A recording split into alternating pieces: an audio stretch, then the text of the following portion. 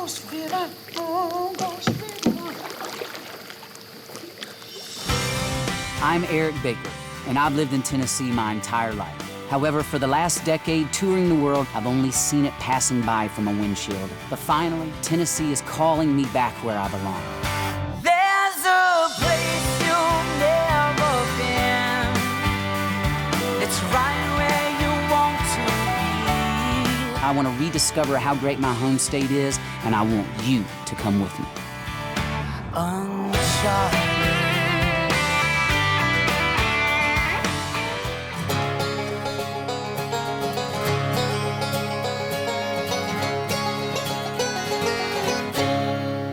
On this episode of Tennessee Uncharted, I've made my way to Moscow, Tennessee, about an hour outside of Memphis. While most people are pretty familiar with the ringing musical history and heritage of this area, few realize that the rhythm, blues, and neon lights of Beale Street often cast a shadow over many of the other resources and attractions just outside of town. So we've traveled here to West Tennessee to shine a light on those shadows, making sure the beauty of a few lingering ghosts in this area can fully be seen. I've often wondered what it would be like to go back in time, back to a time before all of the cars, computers, concrete, and steel. What would life be like? Would I be able to survive? Would life be better than it is today?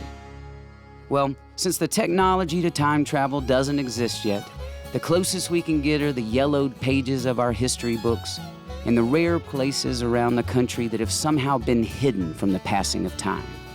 These few remaining natural areas and small towns are like apparitions that have somehow survived as the rest of the world has moved on, and they gracefully give us a glimpse of what life was once like. Today, we're turning back the hands of time with Ghost River Canoe and Kayak as they guide us through a ghostly section of water that not only gives us a glimpse of what much of this area once looked like, but it also, through the power of passionate volunteers, gives us a look at what more areas like this could one day be in the future. If you're like me, when you hear the word ghost, you think of the lingering memory of someone who's no longer with us. But what if the ghost in question refers instead to the remains of a habitat that, as a result of modern-day development, is essentially extinct? Well, that's exactly where I find myself today, on the ghost section of the Wolf River, which, with the help of passionate volunteers, is one of the last natural habitats of its kind.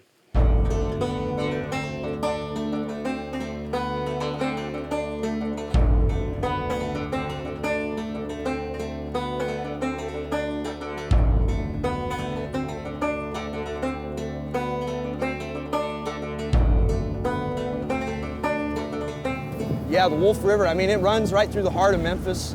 Yeah. All Memphians know what the Wolf River is. They pass it every day on their way to work. But so few of them know that and it's channelized through there. It's not nearly as scenic. You know, people don't view the Wolf River. Sometimes when you hear Wolf River, people in Memphis think like, oh, you know, and they never get out and canoe the Wolf River. The efforts of the Wolf River Conservancy, who we're partners with and members with, and I mean, they have done a lot, even through Memphis. Some of the parts that people would never even think to get on or never even want to go close to. Right. They've made a green line, you know, they make real cool stuff. They do a good job. So there are parts of the urban wolf that are now accessible and even scenic, but their efforts to save that have made everything possible, which is really cool. Because without them, this section wouldn't even be here. Yeah, they were going to log it. Beasley Plantation is what it used to be, and they sold the land. Wolf River Conservancy heard about that and said, like, no, this can't happen, and ended up finding a good group of people and one really good guy in particular that ended up raising enough money to buy it back from the log company, the timber company. And since then, they didn't know what to do with it after they got it. You know, so it's like, what are you going to do with this huge 4,000-acre wilderness? You know, so they turned it over to TWRA and let it's the state natural area and the WMA now. And since then, they just keep raising money and buying more land along the Wolf, hoping that maybe one day the urban sections the river will heal itself. You know, nature fights back. And so do the people that love it. So that's why you get Wolf River Conservancy, and I guess they do it through love, really, Yeah. which is cool.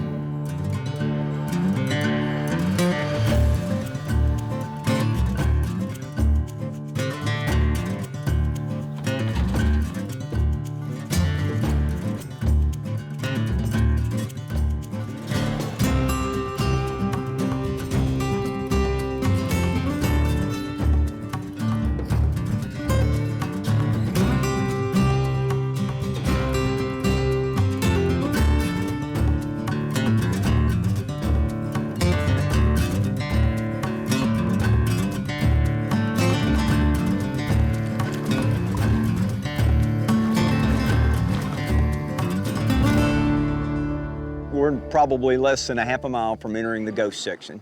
And it got its name primarily from the early days when the paddlers were trying to find a way through here. Often they wouldn't make it before the sun set. Of course, the trail's marked now, so we don't have any difficulty. But back then, they would look for the trail to get through to finish the float and run out of time. The sun would be setting, nocturnal animal sounds, the shadows cast by the trees, and just that ghostly feel of I'm gonna be out here all night. Yeah, it's pretty spooky. Yeah. Well, compared to the Wolf River that people see going through Memphis, and the section that we've paddled thus far, what am I gonna see that's different? It's just a small piece of river that really takes you back in time.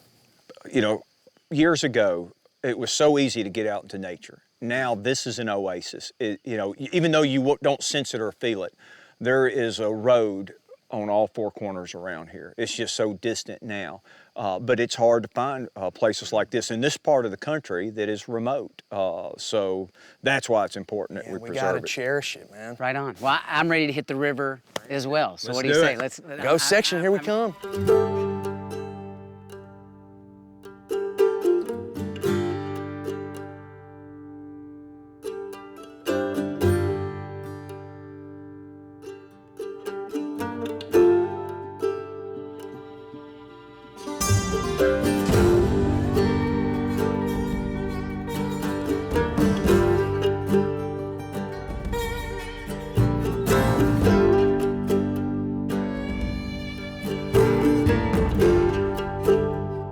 So far on the show, we've been on a lot of rivers, but this float feels different.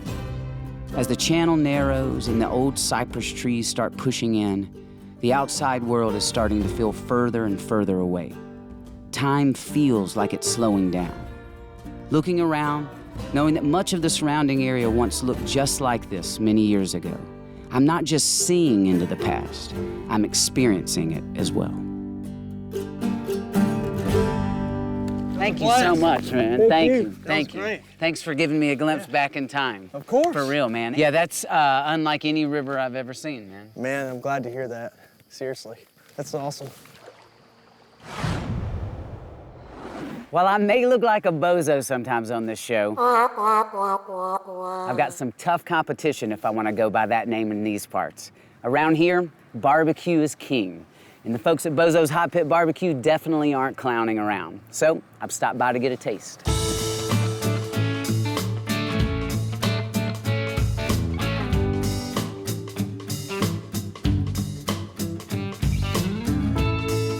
How's it going, you John? Good morning, Eric. How are you, sir? I'm doing great. I'm doing great. What are we gonna get into today? We're gonna make some sweet slaw, and then we're gonna tear down a shoulder.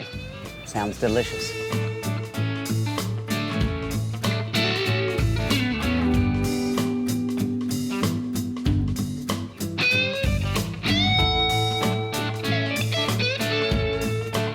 It's all handmade and Absolutely. from scratch, and these are recipes that have been passed down for generations at this point. Exactly.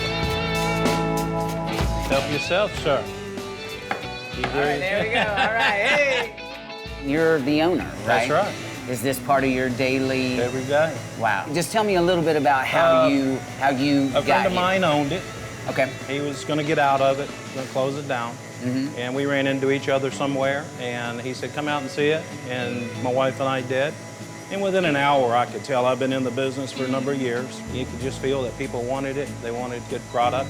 Yep. And they drive from all over. We're probably the second oldest barbecue restaurant in the United States. It's a rare air here. I think also we are the oldest pork sandwich restaurant in the United States. There are many small towns across the state that share a ghost story similar to the Wolf River. It's a story of being bypassed and left behind. For many, only the memory of what used to be remains of the days before all the business moved to the main road. But for others, it's still business as usual, almost as if the last century of time never happened. It was a gas station, and he started cooking barbecue out of the gas station. Right. His nickname Bozo became Bozo's as a traveling salesman would come through here, and he had a monkey, and his monkey's name was Bozo. Oh my So God. that's what I understand how that became his nickname, which is Bozo. Okay. The gas station turned into, A little bigger shack, if you will. right? And that's where they were for a while. And then he started building, started adding a couple tables here and there. And then before you knew it, here's the family restaurant. And here we are today. That's it. I think you got to love what you do, and I feel very fortunate, to be honest with you, to have stumbled on to Bozo's. Yeah. That's really how I look at it. This community loves this place, and they want it, and they deserve it, and I just would feel uncomfortable doing it any other way. Right. I really would.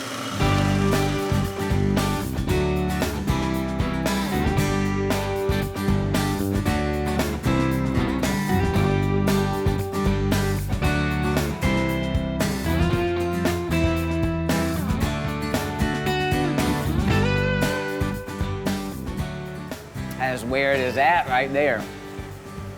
Awesome. And you made it. Oh, yum. Here at Bozo's, we do not put gristle or fat in any of our products. Again, you're the owner, but yet you're back here day in and day out making it, Well, I think it's important to show that you're committed. right? If you're not, if you display that you're committed to your staff, then they just follow lead.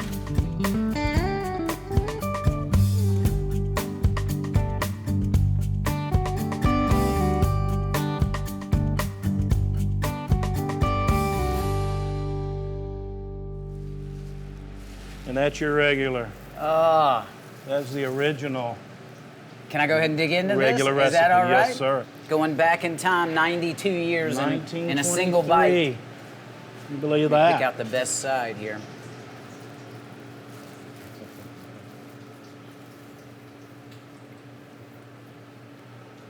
Man.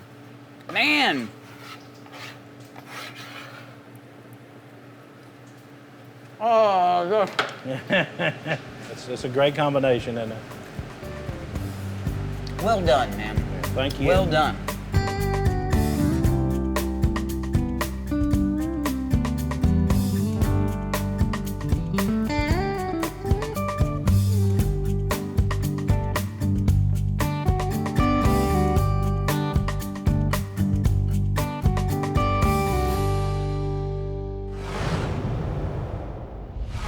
As we saw yesterday, the ghost section of the Wolf River is a major success story of what happens when state agencies, local charities, and concerned citizens come together to save something that's important to them.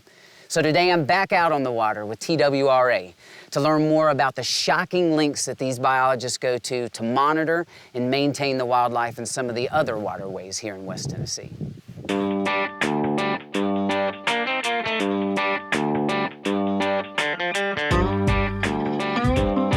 Very excited about this because today we are electrofishing. Well, this is one of the sampling methods that we use, and it's very effective. Basically, we're just putting some current into the water, and You got an anode and a cathode, generator and pulsator in the back. The pulsator actually controls the amount of current that's coming out. It's just enough current just to knock them out. It's just going to stun them. Okay. They're pulled to the current, and we'll dip them up and we'll put them in the live wells, and then we'll process them. We'll take all the data back, and it actually gives us a real good idea of what's going on in the lake. Your growth rate will grow exponentially, and then it'll flatten out after about 6 or 7 years. Okay. And we want to maintain that. You know, we want to maximize.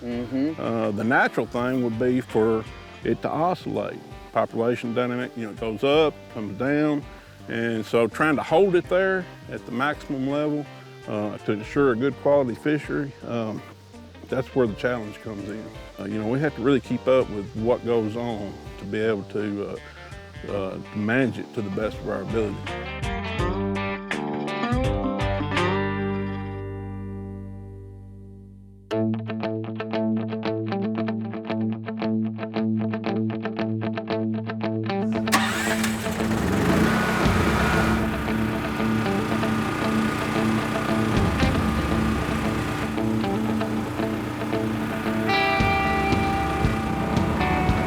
Kind of fishing right here. Woo! Look at that.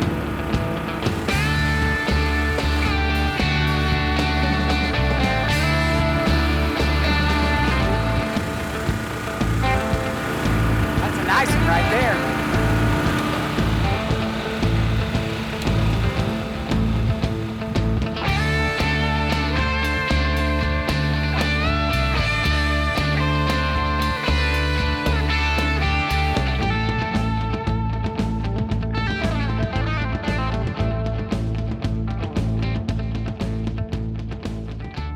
Now, how often do you guys come out here and do this? We'll come twice a year. We'll sample in the spring and then again in the fall. That's pretty standard. Okay. That's one of mine right here. That's one of the ones I caught. All right. 372, 749. Samples in the spring, I mean, generally, you know, they're full of eggs. I mean, they're up to the bank spawning, and I mean, it's usually that's when you'll see the real, you know, the sows, the good fish. Right. How'd you get into doing this? Well, it's just kind of a dream come true for me. I mean, I've always wanted to work for the agency. I guess, and I see that a lot with youth, and if they like to hunt and fish, then I mean, it's a dream job. Yeah. So ever since you were a kid, you wanted to work for the agency? Yeah, really? Pretty much. Wow, yeah. right on. And you, almost 20 years you've been working for them? Almost. That's great, man. I've enjoyed it, I really have. Yeah. I mean, I had no idea that you guys went to these lengths, you know. I mean, Oh, sure. growing up fishing and everything, you just kind of assume the fish are there, and I mean, I knew that... You can't let them go. I mean, it's like a garden. When it gets ripe, you have to pick it. Right. And, you know, if it's just left unchecked, then, and that's why we set the regulations. Hopefully you have enough fishing pressure, you know, to make your regulations work. 283, 227.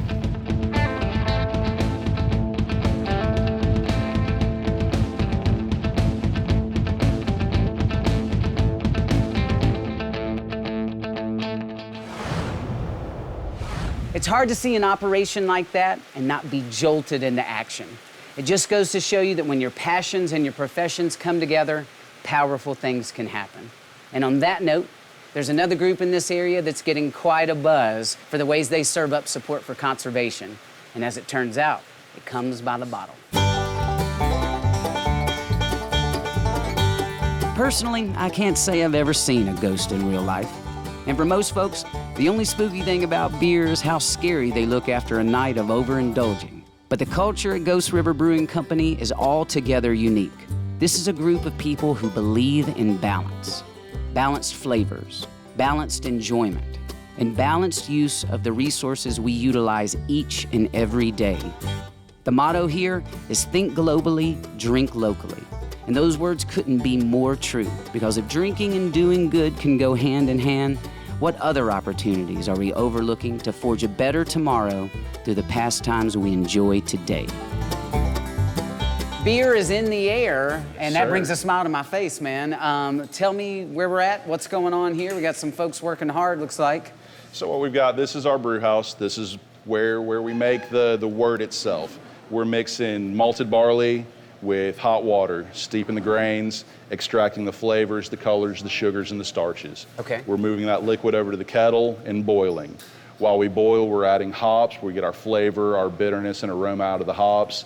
And then we run all of that finished boiled wort through a heat exchanger, chill it down, and add yeast and let the yeast do its job. I don't really make beer, I make wort. I make a happy place for the yeast to do its thing, and yeast makes beer. I hear rock and roll playing in the distance, and Oh, you know. a lot of cool-looking cats with beards walking around here. Work in a happy environment keeps us happy, we keep the yeast happy, yeast makes the beer. Attention to detail. Extreme attention to detail. Making sure that you get each step done in its right time, the right temperature, the right order. Okay. In the mash tun, where we're mixing the grain and the water, we're looking for a target temperature in there between 153 to 155 degrees Fahrenheit. Okay. And a beer that's mashed at 153 degrees Fahrenheit is going to be a little bit drier, and a beer mashed at 155 degrees Fahrenheit is a little bit sweeter. So we've got a very narrow window that we're trying to hit, and all of that has a drastic effect on the final product. This is where the keg magic happens. All right. We clean and rinse the kegs on the left head. On the right head, we use steam to sanitize, and then we'll fill the keg with beer. Man, even in the kegging process, sanitation is Always. just It doesn't matter. You can use the best ingredients. You can have the most skilled brewers, the best recipes, but if you've got a little bit of bacteria that's in that, all your work's for nothing because you're going to have bad tasting beer. man. Tell me what to do. All right, you're going to grab this keg. All right. You're going to flip it over so that the top's facing down. Okay. And it just slides straight ahead. There's that little wedge right there. Push Yep. it firm into that. Yep. I think I got it. Now you're gonna reach up, press the 2 yellow buttons. You gotta push both at the same time. That way your hand is not underneath the keg. You're not getting pinched. And then continue to hold them down, and you're good. And now the cycle begins. And then once it has been cleaned, rinsed, and purged of all solution, all rinse water, we slide it over. And this is the filling head. Okay. And once again, you're holding in those 2 buttons. And engaged. So now is beer going in here? Is this what? Not yet. What it's doing right now is pumping steam through the keg. Once it's hit its sanitation checks, then it's time to pump the beer in. That's what I'm excited about.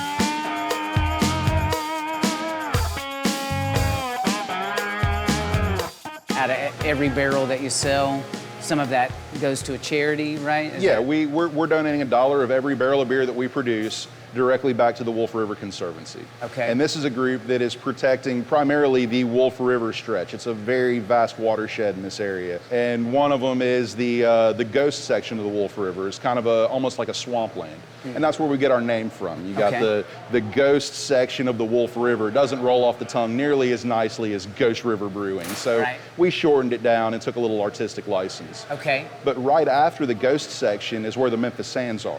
And that is where the water charges the Memphis Sands aquifer. So think of it, you got a pool filter, you're running your water through this sand filter Okay.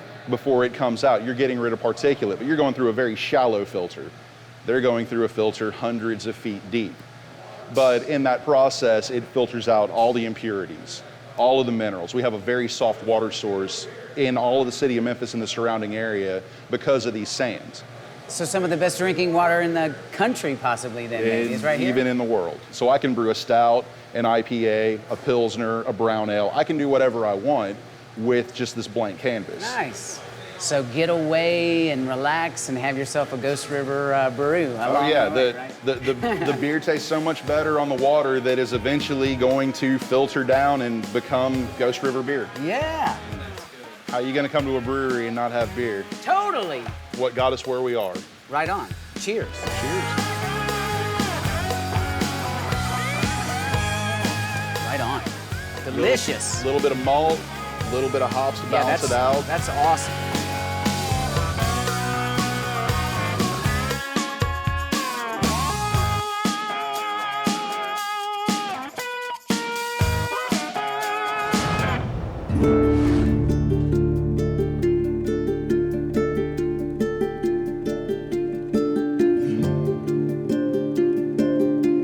Ever since the big screen first introduced me to Marty McFly and taught me about flux capacitors and gigawatts, I've been fascinated by the idea of going back in time. But what I've learned this week is you don't have to have a DeLorean to time travel. A trip into the past is just a 2-lane country road away. But it's up to us to protect them and to shine a light into the shadows, or ghosts like the ones we've seen here will continue to get harder and harder to find. We can't change the past. So instead of sitting around wondering if life would be better if we went back in time, we should be doing our best today to ensure a better tomorrow. Otherwise, we'll be forever haunted by the memory of what no longer remains.